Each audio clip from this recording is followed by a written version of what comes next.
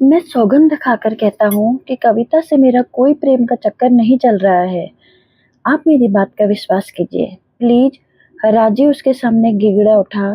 शादी के कुछ दिनों बाद ही अलका को ससुराल का माहौल खटकने लगा और वह राजीव से अलग घर लेकर रहने की जिद करके मायके जाने जाकर रहने लगी।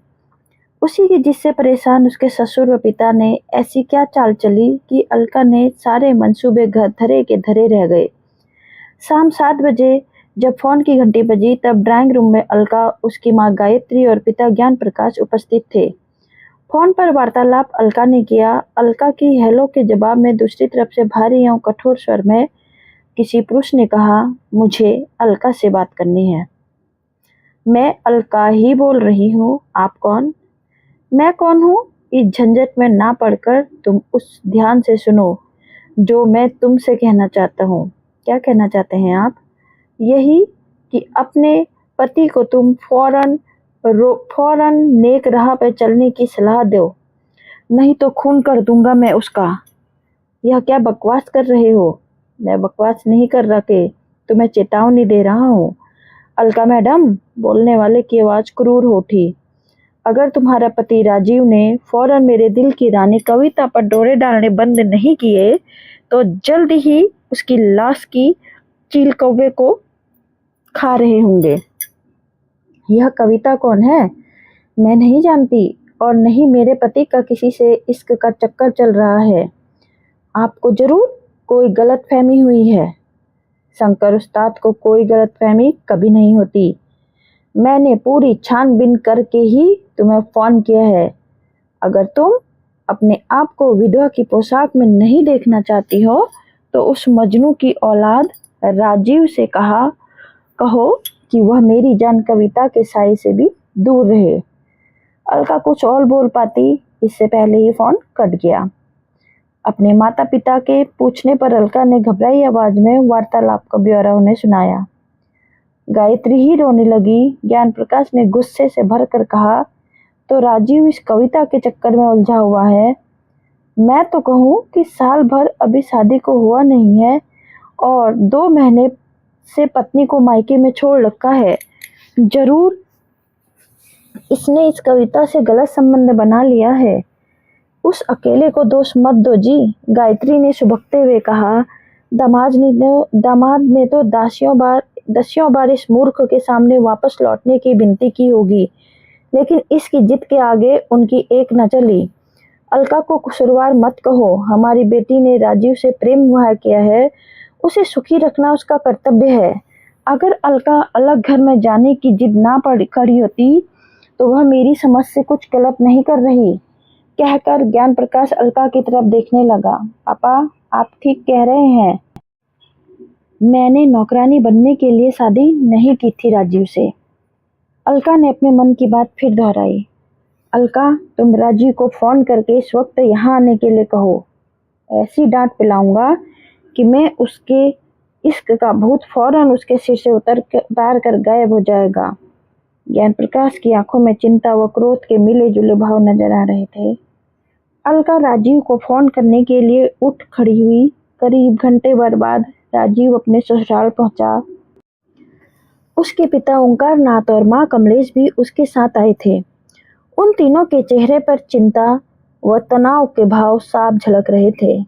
कुछ औपचारिक वार्तालाप के बाद ओंकार नाथ ने परेशान लहजे में ज्ञान प्रकाश से कहा, बहू से फोन पर मेरी भी बात हुई थी। मुझे लगा कि वह किसी बात को लेकर बहुत परेशान है, इसलिए राजीव के साथ उसकी माँ और मैंने भी आना उचित समझा। यह अच्छा ही हुआ कि आप दोनों साथ आए हैं। राजीव की सारी बात आप दोनों को भी मालूम होनी चाहिए।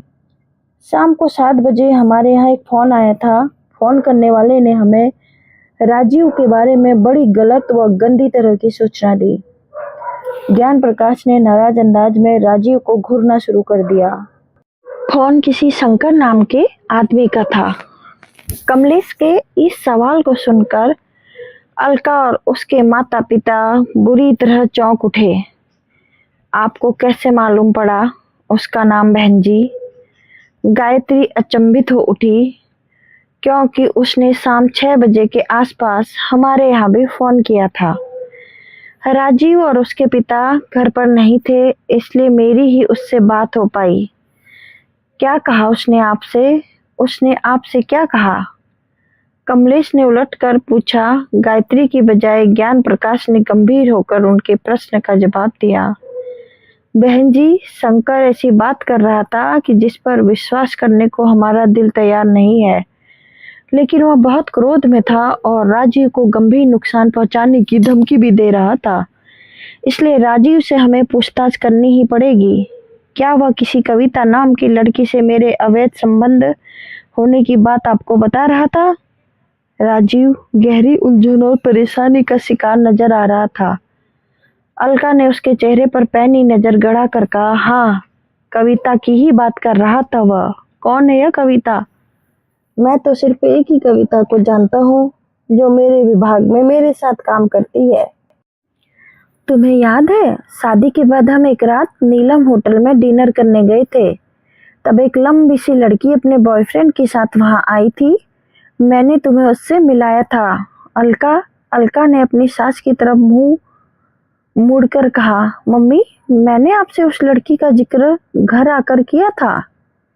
वह राजीव ने बहुत खुली हुई थी, उसे यार यार कहकर बुला रही थी। वह अपने बॉयफ्रेंड के साथ ना होती तो राजीव ने उसके गलत तरह के संबंध होने का शक मुझे उसी रात हो जाता।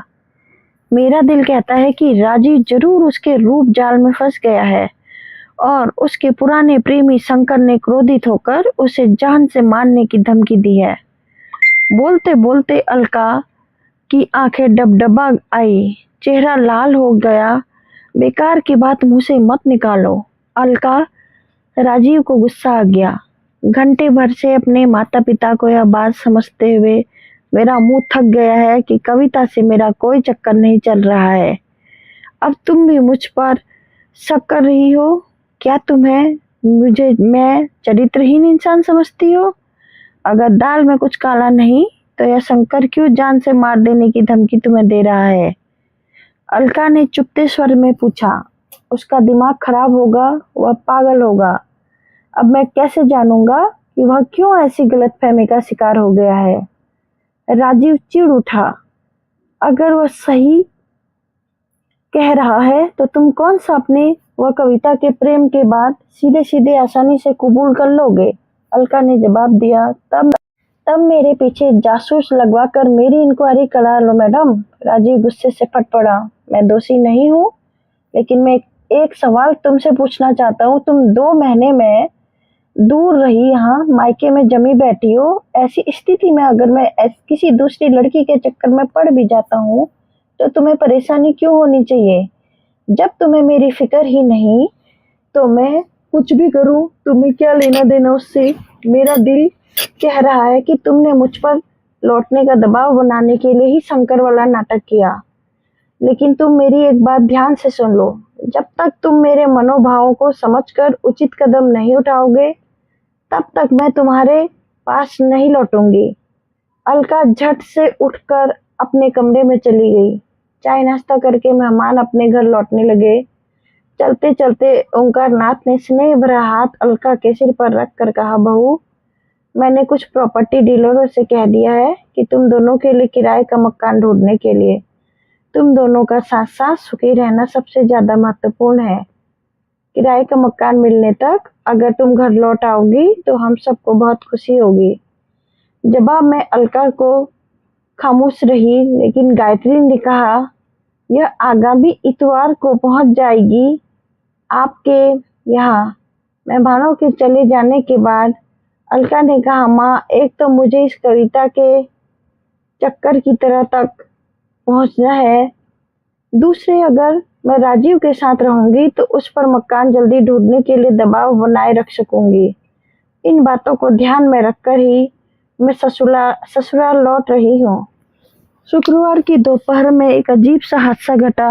अलका अपने कमरे से आराम कर रही थी कि खिड़की का कांच टूटकर फर्श पर गिर पड़ा। वह भागकर ड्राइंग रूम में पहुंची। तभी उसके पिता ने घबराई हालत में बाहर से बैठक में प्रवेश किया और अलका को देखकर कांपती आवाज में उससे बोले, शंकर दादा की दो गुंडों ने पत्थर मारकर शीशा गिराया। पत्थर पर कागज लिपटा है, उसे ढूंढ, उसमें हमारे लिए संदेश लिखकर भेजा है। शंकर दादा ने पत्थर पर लिपटे कागज में टाइप किए गए अक्षरों में लिखा, तलका मैडम, अपने पति राजीव की करतूतों का फल भुगतने को तैयार हो जाओ। आज शीशा तोड़ा है, कल उसका सिर फूटेगा। कविता सिर्फ मेरी है, उस पर गंदी नजर डालने वाला के पूरे खानदान को तबाह कर दूंगा। शंकर दादा। पत्र पढ़ने के बाद गायत्री, ज्ञान प्रकाश व अलका के चेहरे पर हवाएं उड़ने लगी। पूरी घटना की खबर दोपहर में ही ओंकारनाथ के परिवार तक भी पहुंच गई। खबर सुनकर सभी मानसिक तनाव व चिंता का शिकार हो गए। सबसे ज्यादा मुसीबत का सामना राजीव को करना पड़ा। हर आदमी उसे कविता से अवैध संबंध बना रहा था, शादी प्रेम संबंध रखने का दोषी बना रहा था। वह सबसे बार बार कहता कि कविता से उसका कोई संबंध गलत नहीं है, पर कोई उसकी बात पर विश्वास करने को राजी। वह थार विचार भी करना अलका से अपने पिता के साथ ससुराल पहुंच गई तो रात में शयन कक्ष में पहुंचकर दोनों के बीच बड़ी गर्मागर्मी हुई। राजू अपने को दोषी नहीं मान रहा था और अलका का कहना था कि कुछ न कुछ गड़बड़ जरूर है।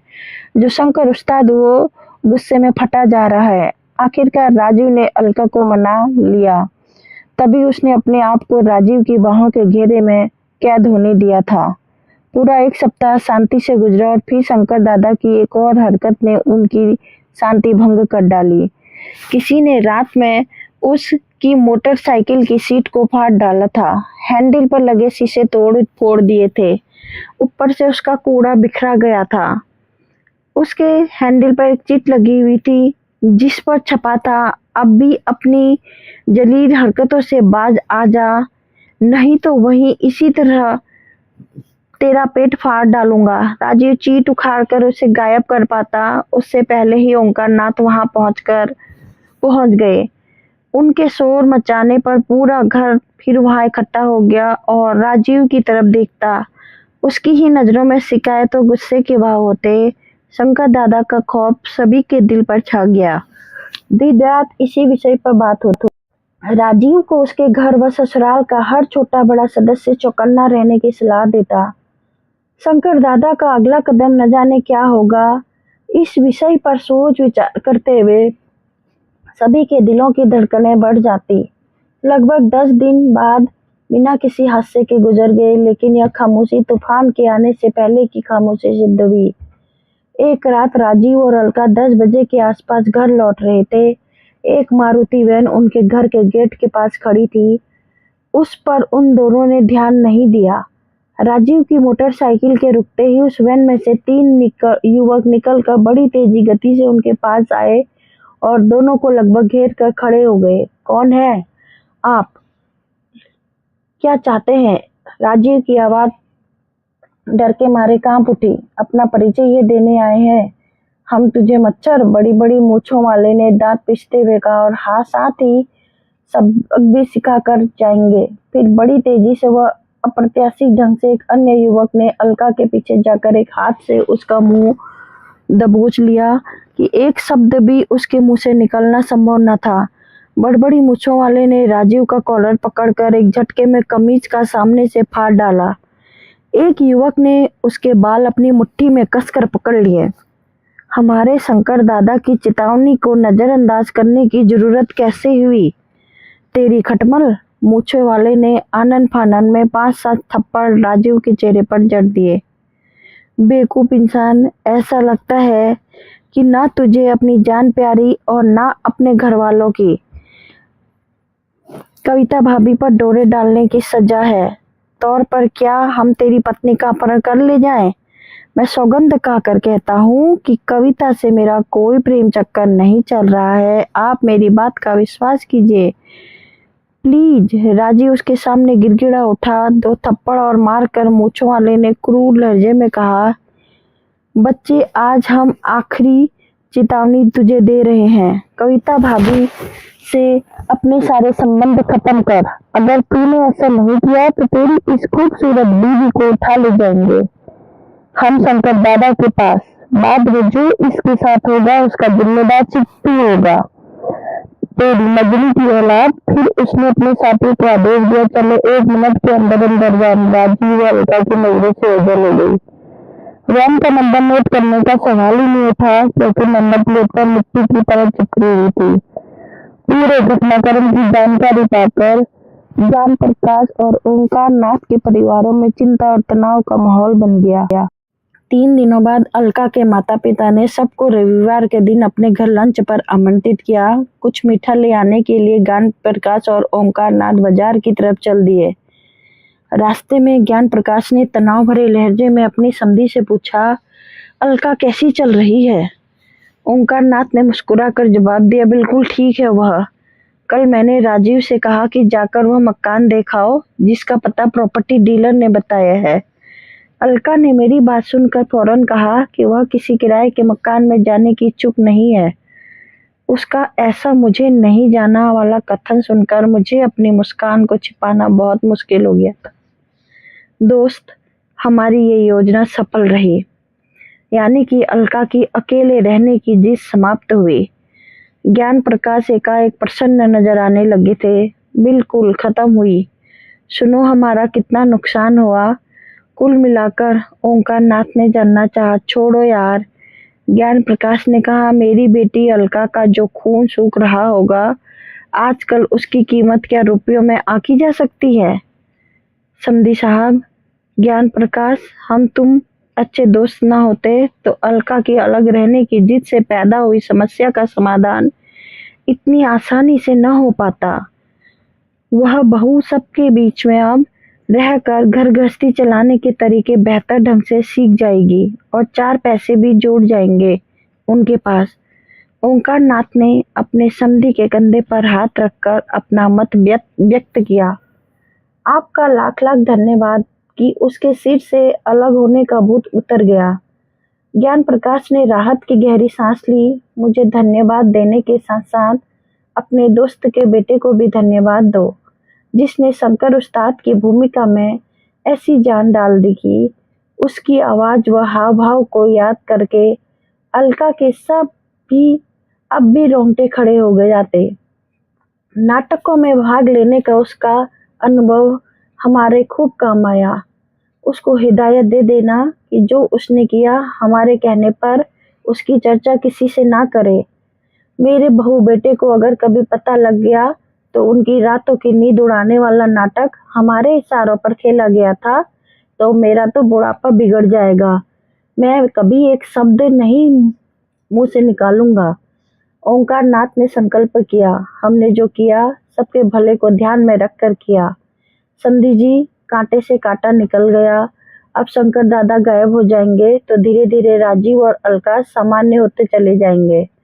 नतीजा अगर अच्छा निकले तो कुछ गलत कार्यशैली को उचित मानना समझदारी है।